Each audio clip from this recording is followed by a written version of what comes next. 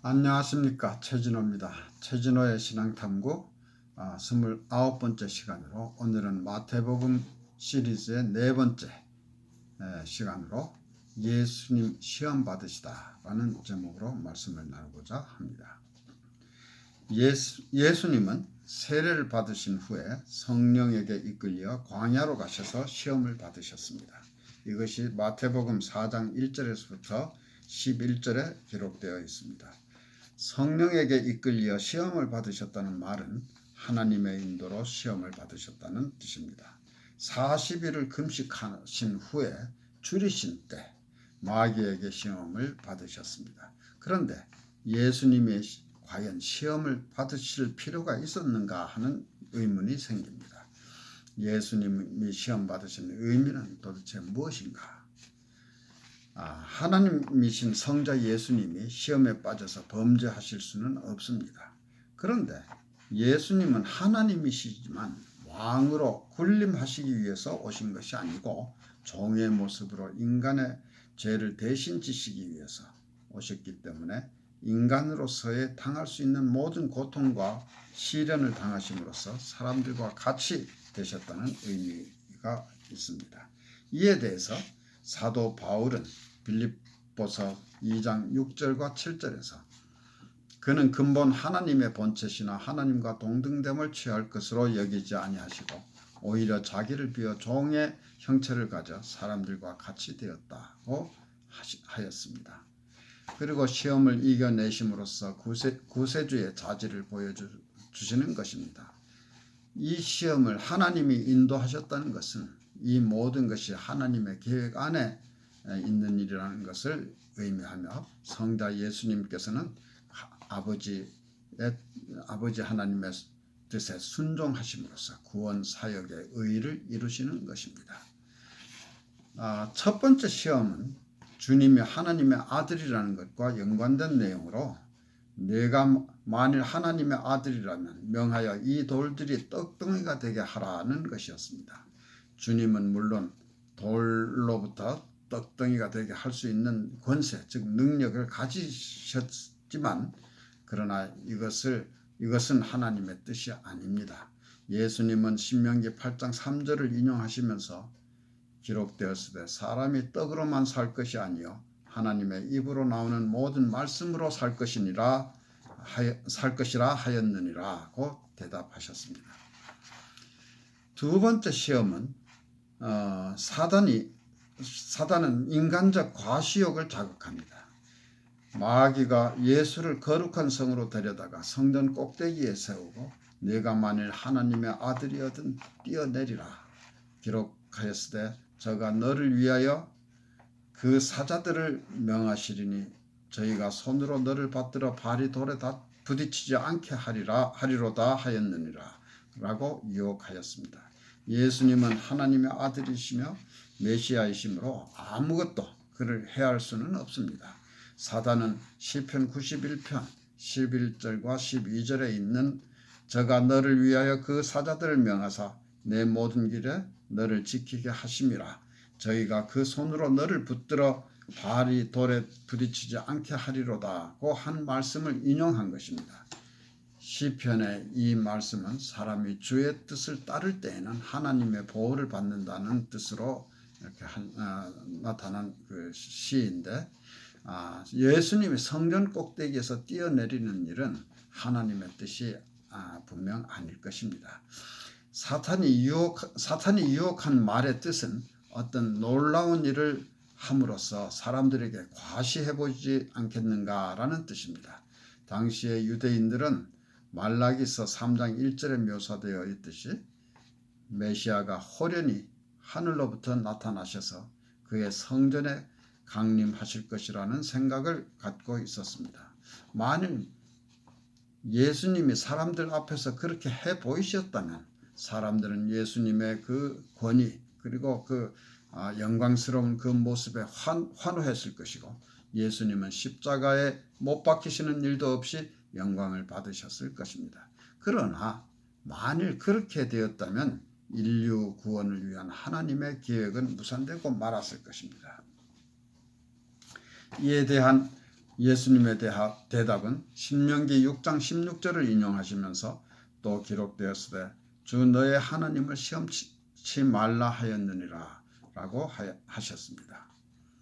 세 번째 시험은 예수님을 향한 하나님의 계획과 연관된 내용입니다. 사탄은 예수께 천하 만국과 그 영광을 보여주었습니다. 그리고 만일 내게 엎드려 경배하면 이 모든 것을 내게 주리라고 유혹하였습니다. 이 또한 예수님은 십자가를 지지 않고도 왕 중의 왕이 될 수 있다고 유혹하는 것이었습니다. 역시 그렇게 되었다면 하나님의 구원 계획은 좌절되었을 것입니다.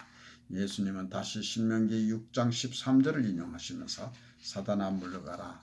기록되었을 때 주 너의 하나님께 경배하고 다만 그를 섬기라 하였느니라고 대답하심으로써 마귀의 유혹을 물리치셨습니다.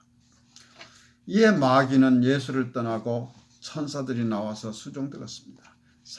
세례를 통해서 죄인들과 동일시 되셨으나 여전히 의로우신 예수님은 시험을 이겨내심으로써 자신의 의로우심을 증명하신 것입니다. 예수님이 이 세상에 오신 것은 결코 당신이 사람들로부터 영광을 받으시기 위함이 아니고 오히려 반대로 자신은 지극히 낮아지셔서 사람들을 죄로부터 구원하시기 위함이라는 그 목적을 이루심으로써 궁극적으로 아버지 하나님께 영광을 올려드리는 것이었습니다. 예수님에 대한 세 번에 걸친 마귀의 시험도 바로 이 점에서 집요하게 예수님으로 하여금 쉽게 영광을 차지할 수 있는 방법을 제시함으로써 예수님의 원래의 목적을 달성하지 못하도록 유혹하는 것이었습니다. 예수님은 이것을 다 물리치신 것입니다. 사탄은 오늘도 이와 동일한 방법으로 우리를 유혹합니다. 우리는 우리의 욕심 때문에 결국 사단의 유혹에 넘어가게 됩니다. 사도 요한은 요한일서 2장 16절에서 이는 세상에 있는 모든 것이 육신의 정욕과 안목의 정욕과 이생의 자랑이니 다 아버지께로 쫓아온 것이 아니요 세상으로 쫓아온 것이라고 하였습니다. 예수님은 세례 요한이 옥에 갇힌 후에 사역을 시작하십니다. 요한이 옥에 갇힌 이유는 여기에서는 밝히지 않고 있지만 14장에서 밝혀집니다. 거기에 의하면 헤롯이 그 동생 빌립의 아내를 자기 아내로 삼은 것에 대해서 요한이 비판한 일로 인해서 그를 잡아서 옥에 가둔 것입니다. 예수님은 나사렛을 떠나 스불론과 납달리 지경의 해변에 있는 가버나움이라는 곳으로 이주하십니다. 이것은 구약에 있는 예언의 성취라고 설명하고 있습니다. 그곳에서 예수님은 첫 설교를 하시는데 그 예수님의 첫 설교는 4장 17절에 소개되는데 회개하라 천국이 가까웠느니라 였습니다. 이것은 세례 요한의 메시지와 동일한 것으로 주의 길을 예비하는 자였던 요한의 메시지가 이제 메시아에 의해서 공식적으로 선포되는 것입니다. 지상에 하나님의 나라를 건설하는 것인데 누구든지 그 나라에 속하려면 회개를 해야 되는 것입니다. 하나님과의 교제를 위해서는 회개는 필수적입니다. 하나님을 믿는 성도가 하나님의 말씀대로 순종하며 함께 하나님을 섬기는 공동체인 교회, 그리스도의 몸에는 하나님께서 임재하셔서 우리와 함께 거하십니다. 성도들이 하나님과 함께 거하는 이곳이 바로 지상에서의 천국인 것입니다. 따라서 하나님의 자녀인 성도가 서로 사랑하며 하나님을 섬긴다면 우리는 이 지상에서 천국을 경험하고 있는 것입니다. 그러나 우리가 지금 경험하고 있는 이 천국은 완전한 것은 아닙니다. 아직은 악이 존재하는 세상에 둘러싸여 있기 때문입니다. 완전한 천국은 예수님이 재림하신 후 최후의 심판 후에 성도들이 들어가는 그곳이며 그곳은 지금의 이 세상과는 비교도 할 수 없는 우리는 상상도 할 수 없을 만큼 좋은 곳일 것입니다. 천국은 이미 도래하였습니다. 그러나 아직은 완전한 천국은 아닌 것입니다. 마태복음 4장 18절에서부터 22절까지에서는 예수님이 제자들을 부르시는 장면이 소개되고 있습니다. 예수님을 따르기 위해서 제자들은 자기의 생업과 함께 가족 부양의 책임에서도 떠나야 했습니다. 그렇다고 해서 가족들과의 관계 단절을 의미하는 것은 아닙니다. 22절에서 부친을 버려두고 라는 표현이 나오지만 이것은 가족과의 영원한 결별은 아닌 것입니다. 마태복음 8장 14절과 15절에 의하면 예수께서 베드로의 집에 들어가셔서 그의 장모가 열병으로 앓아누운 것을 보시고 병을 고쳐주십니다. 이 일은 베드로가 이미 예수님의 제자가 된 후에 일어난 일이므로 이는 제자들이 예수님을 따르는 동안에도 가족들과의 왕래가 있었음을 의미하는 것입니다. 18절에서 22절에 묘사되고 있는 장면은 예수님이 이들 제자들을 처음 만났던 상황은 아닌 것 같습니다. 요한복음 1장 35절에서부터 42절까지에서는 예수님과 몇몇 제자들의 첫 상면 장면들이 소개되고 있고 한편 누가복음 5장 2절에서부터 11절에서는 이들을 부르시는 장면이 보다 상세히 묘사되어 있습니다.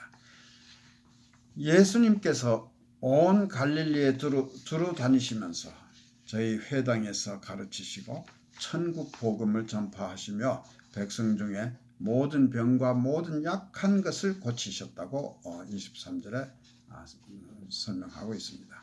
예수님의 이러한 사역은 이후에도 언급되고 있는데 마태복음 9장 35절에서 예수님께서 모든 성과 촌에 두루 다니사 저희 회당에서 가르치시며 천국 복음을 전파하시며 모든 병과 모든 약한 것을 고치시니라라고 기록하고 있습니다. 예수님이 하신 사역을 요약하면 천국 복음을 전파하시는 일과 모든 병과 모든 약한 것을 고치시는 일이라고 할 수 있는데 천국 복음의 전파는 선지자적 사역이며 하나님이 그 백성들과 맺은 언약의 계획을 성취하시는 것입니다. 수많은 사람들이 소문을 듣고 모여들기 시작했습니다. 사람들이 모든 앓는 자, 곧 각색 병과 고통에 걸린 자, 귀신 들린 자, 간질하는 자, 중풍병자들을 데려왔는데 저희들을 고치셨습니다. 병자들을 고치고 죽은 사람을 살리시는 일은 예수님이 인간의 생명을 주관하시는 하나님이시라는 것을 상징하는 행동이었습니다. 예수님의 사역 중에서 복음을 전파하는 일이 병과 약한 것을 고치시는 일보다 더 중요한 일이었음을 성경의 여러 곳에서 볼 수가 있습니다.